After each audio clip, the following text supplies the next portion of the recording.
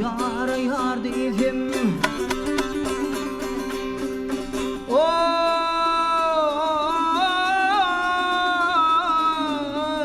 Gelmedim mahruk yar yar dedim. Men arzu çeker mene yar karavulli.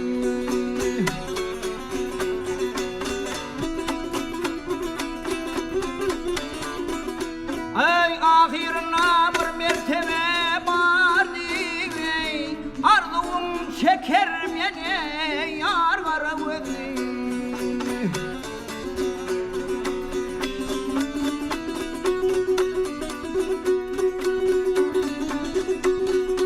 Sinay matağımadır başım yaradı, senem olma sıvalarının feresi.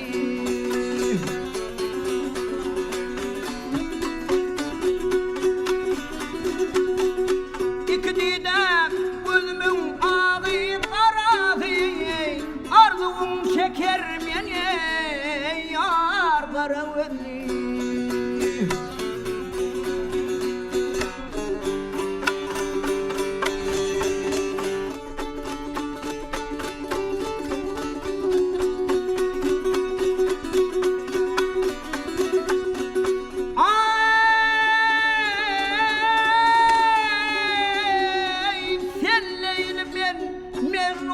Çöller gelir meni, sen sürün men perhada, dağlar kalır men.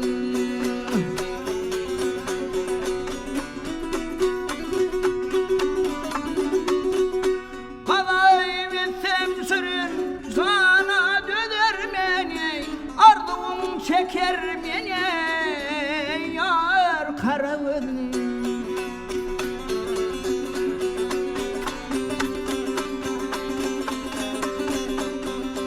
Emradir hazır ve zanilinden, tirererdim baksayısının gülünden. Usuruydım yarın ay ince bilinin, arzum çeker mene yar karavulli.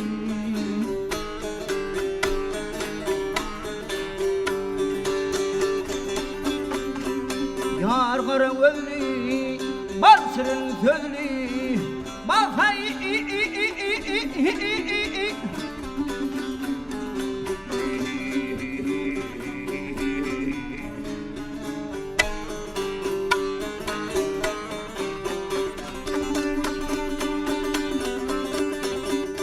arzum çeker meni